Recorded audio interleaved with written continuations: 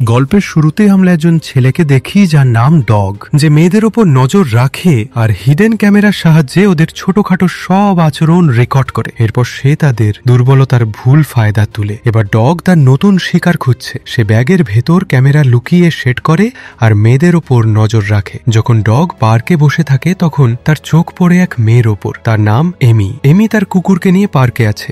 এমিকে দেখেই ডগ ওর দিকে টান অনুভব করে। সে ওর দিক থেকে চোখ সরাতে পারে না। এমি যখন পার্কে এক কাপলকে দেখে তখন মন খারাপ করে কাঁদতে শুরু করে, কারণ কয়েকদিন আগেই ওর ব্রেকআপ হয়ে গেছে। এরপর এমি তার কুকুরকে নিয়ে বাড়ি ফিরে যায়, কিন্তু ডগ গোপনে তার পেছন পেছন বাড়ির লোকেশন দেখে নেয়। সেই রাতেই যখন এমি তার বাড়িতে থাকে, ডগ বাইরে থেকে জানালার ফাঁক দিয়ে তাকিয়ে থাকে। পরদিন যখন এমি তার অফিসে যায়, ডগ তখন তার ফ্ল্যাটে চুপি চুপি ঢুকে পড়ে। সে ঘরের বিভিন্ন জায়গায় হিডেন ক্যামেরা লাগিয়ে দেয়, যাতে সে এমির প্রতিটা পদক্ষেপে নজর রাখতে পারে। ডগ দেখে যে এমির ঘরে অনেক ছবি আর তার আঁকা পেন্টিং রয়েছে। তখন সে বুঝতে পারে এমির ছবি আঁকার খুব শখ। এছাড়াও সে এমির সম্পর্কে আরও অনেক কিছু জানতে পারে, যেমন এমির কয়েক মাস আগে ব্রেকআপ হয়েছে। এরপর এমি বাড়ি ফেরার আগেই ডগ তার অ্যাপার্টমেন্ট থেকে বেরিয়ে যায়। এমি বাড়ি এসে খাওয়া দাওয়া করে, ব্রাশ করে আর তারপর ঘুমিয়ে পড়ে। ওর কোনো ধারণা থাকে না যে কেউ গোপনে ওর ওপর নজর রাখছে। ডগ তার বাড়ির কম্পিউটার থেকে তার উপর নজর রাখছে আর হিডেন ক্যামেরার সাহায্যে সে এমির কথাবার্তাও শুনতে থাকে। এমির প্রতি ডগ এমনভাবে পাগল হয়ে যায় যে সারা দিন সারা রাত শুধু ওর দিকেই নজর রাখে। এমি কখন কোথায় যায়, কার সাথে দেখা করে, কি খায়, কি পরে, সবকিছু সম্পর্কে জানতে থাকে। যখন এমি বাইরে যায় তখন ডগও তাকে গোপনে অনুসরণ করে, ওর উপর সব সময় নজর রাখে। এখন ডগ এমির কাছে যেতে চায়, তাই সে এমির সঙ্গে বন্ধুত্ব করার সিদ্ধান্ত নেয়। এমি প্রতিদিন অফিস যাওয়ার আগে ক্যাফে থেকে কফি নেয়, তাই ডগ ওই ক্যাফেতে আসা শুরু করে। আস্তে আস্তে ওদের মধ্যে কথা বলা শুরু হয়। ডগ আগেই এমির পছন্দ অপছন্দ জেনে রেখেছিল, তাই সে ঠিক সেই রকম কথাবার্তা বলে। সে এমিকে বলে যে তারও সেই একই মুভি আর সিঙ্গার পছন্দ যেগুলো এমি পছন্দ করে। এই শুনে এমি অবাক হয়ে যায় আর ভাবে দুজন মানুষের এত মিল কিভাবে হতে পারে। তো সেটা ভেবে সে খুশিও হয়। ওরা রোজ ক্যাফেতে দেখা করতে থাকে আর দ্রুত ওদের বন্ধুত্বও হয়ে যায়। এই কথা এমি তার বান্ধবী যার নাম জেন তাকেও সব বলে। জেন সব শুনে খুব খুশি হয় আর বলে তোমার উচিত ডগকে একটা সুযোগ দেওয়া আর এই সম্পর্কটা এগিয়ে নেওয়া। কিন্তু এমি ডগকে শুধুই একজন বন্ধুর মতো দেখে আর এই সম্পর্ক এই পর্যন্তই রাখতে চায়। রাতে যখন এমি শাওয়ার নিচ্ছিল তখন ওর অফিসের এক কলিগের ফোন আসে। এই ছেলেটা এমিকে পছন্দ করে। এমি তাড়াতাড়ি ফোন তোলে। তখন ছেলেটা তাকে বলে চলো আগামীকাল রাতে আমরা একসাথে ডিনারে যাই। এমির কাছেও ছেলেটা খারাপ লাগে না, তাই ও ডিনারে যাওয়ার প্রস্তাবে রাজি হয়ে যায়। কিন্তু ডগ যে তার ভর থেকে সবকিছু ক্যামেরার মাধ্যমে শুনছিল, এই কথা শুনে প্রচন্ড রেগে যায়। ওর চোখে এমি শুধু তারই হওয়া উচিত। সে একদমই মেনে নিতে পারে না যে এমি আর কাউকে সময় দেবে। রাগে ঝাঁজে ডগ ভরের জিনিসপত্র ছুঁড়ে ফেলে দিতে থাকে আর ভাবে এমিকে সেই ডেট থেকে কিভাবে আটকানো যায়। পরদিন ডগ ক্যাফেতে এমির সঙ্গে দেখা করে। সে এমিকে বলে তার কাছে তার প্রিয় ব্যান্ডের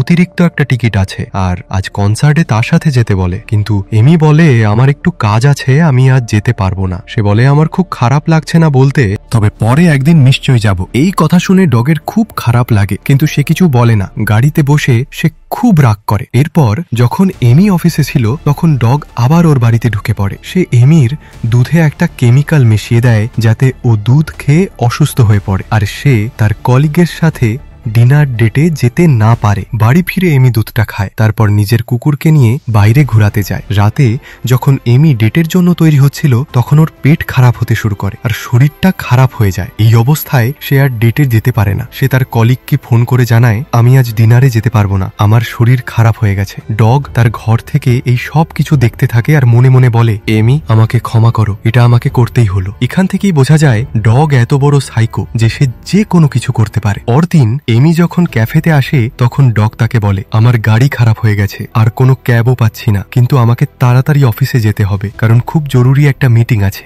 এই শুনে এমি তাকে লিফট দিয়ে দেয়। গাড়িতে বসে যেতে যেতে ওরা নিজেদের সম্পর্কে বলতে থাকে। এমি ডগকে বলে আমি ছবি আঁকি। তখন ডগ তাকে বলে তোমার আঁকা ছবি আমায় দেখা দে। এমি তখন ওকে তার নিজের আঁকা কিছু ছবি দেখায়। ডগের সেই ছবি দেখে খুব ভালো লাগে আর বলে, তুমি এটা পুরো সময়ের কাজ হিসেবে করতে পারো। তবে এমি তখন বলে, এখনই চাকরি ছেড়ে পুরোপুরি ছবি আঁকায় মন দিতে পারবো না। তখন ডগ বলে, তোমার পেন্টিং অনেকেই কিনবে, আমি তোমার এই কাজে সাহায্য করব। এরপর একদিন ডগ এমির বাড়িতে আসে আর তাকে বলে, তোমার পেন্টিং অনেকজনকে খুব ভালো লেগেছে, তারা কিনতেও চায়। এই কথা শুনে এমির খুব আনন্দ হয়। এই খুশিতে ওরা একসাথে বাইরে ডিনার করতে যায়। ডিনারে অনেকক্ষণ ধরে তারা নিজেদের কথা বলে। এমি তখন ডগকে বলে, আমাদের মধ্যে কত কিছু মিলে যায়। ডগ তখন বলে, হ্যাঁ, আর এমির হাত ধরার চেষ্টা করে। তবে এমি কিছুটা অস্বস্তি বোধ করে আর নিজের হাত সরিয়ে নেয়। এই দেখে ডগ দুঃখিত হয়ে মাফ চায়। বাড়ি ফিরে এমি তার বান্ধবী জেনকে বলে, আমি এবার ডগ থেকে একটু দূরে থাকবো, কারণ আমি ওর মন ভাঙতে চাই না। আর তাছাড়া আমি এখন অফিসের কলিগকে ডেট করছি। এই কথাগুলো ডগ শুনে ফেলে। এই কথা তার একদম ভালো লাগে না। সে তাকে শাস্তি দিতে এমির গাড়ি থেকে তার ল্যাপটপ চুরি করে নেয়। সেই ল্যাপটপের মধ্যে অফিসের খুব দরকারি ডকুমেন্টস ছিল। এই কারণে এমিকে অফিস থেকে বের করে দেওয়া হয়। এই ঘটনার পর এমি খুব চিন্তিত হয়ে পড়ে। তখন তার অফিসের কলিগ এমির সঙ্গে দেখা করতে আসে। সে এমিকে ভরসা দেয়, সাহস দেয়। দুজন গল্প করতে করতে একে অপরকে কিস করে। তবে তার আগেই ডগ রেগে গিয়ে এমিকে ডিস্টার্ব করতে ওকে ফোন করে। ফোন বাজতেই এমি তার কলিগের কাছ থেকে দূরে সরে যায়। এর কয়েকদিন পর ডগ এমিকে তার কলিগের বিরুদ্ধে উল্টাপাল্টা বলে তাদের দুজনের সম্পর্ক ভেঙে দেয়। এরপর ডগ আরো অনেক উপায় খোঁজে যাতে এমি তার কাছের মানুষদের থেকেও দূরে হয়ে যায়। ডগ চায় এমি যেন শুধু তার উপরেই নির্ভর করে। ডগ এমির বিছানায় একটা পাউডার ছড়িয়ে দেয়। এই পাউডারের সংস্পর্শে এসে এমির গায়ে চুনকানি শুরু হয়, এমনকি ওর চেহারাও যায়। এইসব ডগ ইচ্ছে করে করছে যাতে কেউ এমিকে আর পছন্দ না করে। একদিন এমির কাছে একটা ফোন আসে। ফোনের ওদিক থেকে বলা হয় তার পেন্টিং খুব ভালো দামে বিক্রি হয়েছে। আরো বলে যে তারা তার কাছ থেকে আরো পেন্টিং কিনতে চায়। এই কথা শুনে এমি খুব খুশি হয়। ও জানতে পারে এসব ডগের জন্যই সম্ভব হয়েছে। এই খুশিতে এমি আবার ডগের সঙ্গে দেখা করতে শুরু করে। সে ডগকে রাতের খাবারের জন্য নিজের বাড়িতে ডাকে। রাতে যখন এমি বাড়িতে ছিল তখন হঠাৎ তার পায়ে কাঁচ ঢুকে যায়। ব্যথায়ও চেঁচিয়ে ওঠে। ঠিক তখনই দরজার বেল বাজে আর ডগ ঘরে আসে। আসলে সেই কাঁচ ডগ আগেই এমির বাড়িতে ভেঙে রেখেছিল। তবে এমির অবস্থা দেখে ডগ ভয় পেয়ে যায়। সে তাড়াতাড়ি ওর পায়ে ব্যান্ডেজ করে, তারপর এমিকে হাসপাতালে নিয়ে যায়। চিকিৎসা করিয়ে তারা বাড়ি ফিরে আসে। ডগ তখন এমিকে বিছানায় শুয়ে দেয় আর পুরো বাড়ির কাজ নিজে করে দেয়। ডগের এই যত্ন নিতে দেখে এমির খুব ভালো লাগে। এখন এমি ডগের প্রতি আকৃষ্ট হতে শুরু করে। কিছুদিন পর এমি আবার ডগকে নিজের বাড়িতে রাখে। এখানে তার বান্ধবী জ্যানও বাড়িতে থাকে। জ্যান ডগকে জিজ্ঞেস করে, তুমি সিয়াটেলের কোনো জায়গা থেকে এসেছো? ডগের জবাব শুনে জ্যানের তার উপর সন্দেহ হয়। সে আরো প্রশ্ন করতে থাকে ডগকে। এইসব প্রশ্নে ডগ বিরক্ত হয়ে কাজের অজুহাত দিয়ে সেখান থেকে চলে যায়। তারপর জ্যান এমিকে বলে, এই ছেলেটার বিষয়ে সাবধানে থেকো, আমি ওকে ঠিক ভরসা করতে পারছি না। রাতে ডগ তাদের এই কথাবার্তা শুনে ফেলে। সে এবার এমিকে জ্যানের বিরুদ্ধে উস্কাতে শুরু করে। জ্যান সম্পর্কে ভুলভাল কথা বলে ডগ, যাতে এমির মনে জ্যানের প্রতি খারাপ ধারণা তৈরি হয়। একদিন যখন জ্যান আর এমি ডগ নিয়ে কথা বলছিল তখন ওদের মধ্যে ঝগড়া লেগে যায়। সেই রাতেই হঠাৎ করে বাড়ির প্রধান দরজা খোলা থাকে আর এমির কুকুরটা বাড়ি থেকে পালিয়ে যায়। এই দেখে জ্যান আর এমি খুব চিন্তিত হয়ে পড়ে।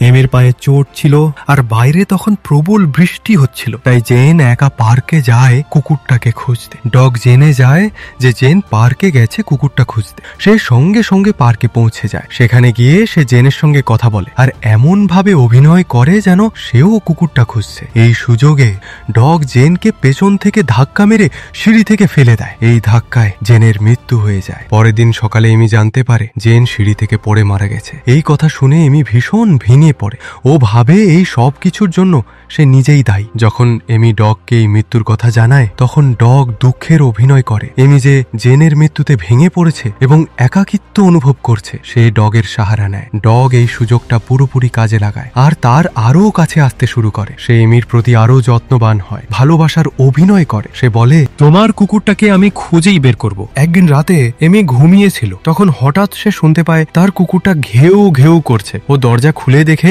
ডগ তার কুকুরটাকে খুঁজে নিয়ে এসেছে। এই দেখে এমি খুশিতে ডগকে জড়িয়ে ধরে। তারপর দুজন কিস করে আর বেডরুমে চলে যায়। তবে এমির মনে হচ্ছিল ডগের সঙ্গে এসব ঠিক নয়। সে ডগকে বলে, সবটা যেন একটু বেশি তাড়াতাড়ি হয়ে যাচ্ছে, আমি এখনই এই সম্পর্কটা আরো এগিয়ে নিতে চাই না। এই কথা শুনে ডগ রেগে যায়। সে বলে, যখন তোমার সবচেয়ে দরকার ছিল আমি তোমার পাশে ছিলাম আর এখন তুমি আমায় দূরে সরিয়ে দিচ্ছ।